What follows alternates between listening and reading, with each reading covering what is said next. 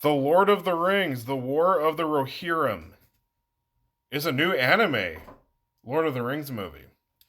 Yeah, I know.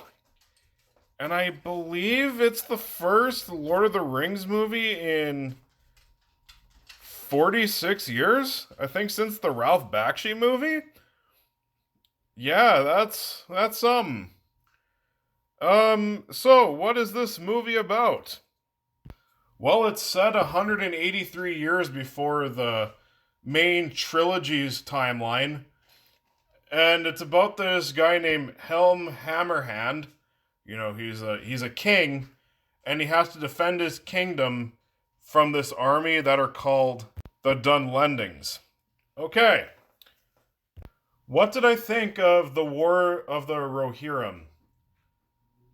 It's fine. Yeah, it's okay. I was expecting much better, but it's totally okay. There's a lot of stuff to like about this movie. Like the animation, for the most part, is really good.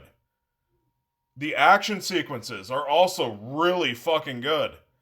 And there's a lot of action too, so if you're thinking, oh man, there's not going to be a whole lot of action in here, don't worry, there is. There's a lot of it, and it's fucking badass. Helm Hammerhand, voiced by Brian Cox, is the best character in this movie. He owns every scene he's in, and he's voiced great by Brian Cox as well. And when it comes to him throwing down, oh boy, shit goes fucking down, and it is great. Also, this movie is really violent and bloody for a PG-13 movie. Well, I think it's because the movie's animated, so it can get away with a lot more. Yeah, there's fucking severed limbs and blood in this movie, and it is awesome to see. I think artistically, a lot of the time, this movie is really pleasing too. There, like, I'll get to some of the stuff that are a mixed bag, and more so in the negatives, but there are times where the backgrounds also look really good. And it seems like the animation is at its best when there's action going down. But yeah, when it comes to like the animation, the action, the some of the characters, this movie works. Now let's get to some of the problems I have with the War of the Rohirrim. Like I said the animation was good for the most part. There is times where it looks really stiff and could have used a bit more work. I could also say the same thing about the voice acting. There is some great voice acting and there is some terrible voice acting in this movie too. Um some of the backgrounds look really half-assed too. Like one scene you'll get an amazing looking background and then the next you'll get something that looks pretty half-assed and cheap. I'm not sure if this movie was meant for a theatrical release because this is done by Warner Brothers Animation and they're mainly known for making direct-to-video movies like like all those DC animated movies that come out every once in a while, like the most recent Watchmen movies, which those movies do by and large have better animation than this does.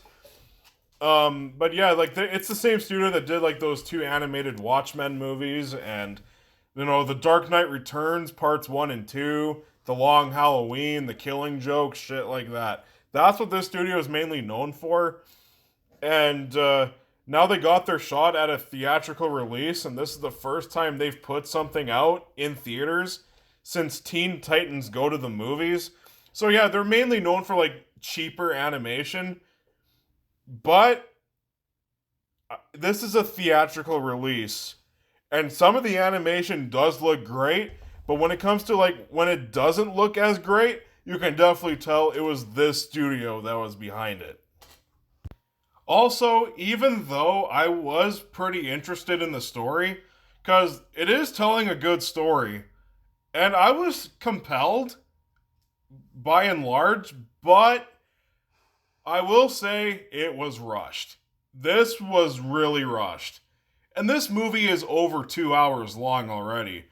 I think if this movie would have been maybe 45 minutes to an hour longer, I think we could have gotten a much more cohesive, more focused story that was more fleshed out.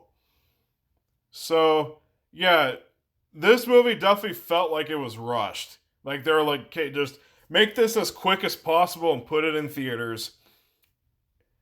And I get it. It's an animated movie. And animated movies typically aren't as long as a lot of live action movies are. But Spider-Man Across the Spider-Verse, that movie was 2 hours and 20 minutes. That movie's longer than this, just by a little bit. And that movie never felt rushed. That movie felt like it took its time. So I think there's just some script issues here, or maybe the studio just wanted the studio just wanted like a specific runtime for this movie. I'm not really sure. But yeah, this movie definitely could have benefited from a longer runtime just to flesh things out quite a bit more. But overall, this was a fine movie.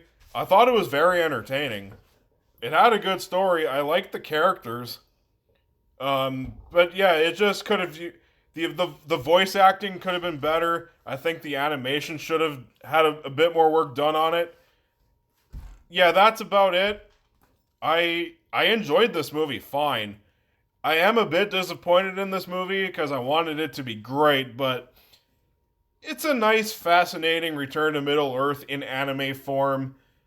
And I didn't hate this movie. I left just liking it okay. I am going to give The Lord of the Rings, The War of the Rohirrim, a B minus.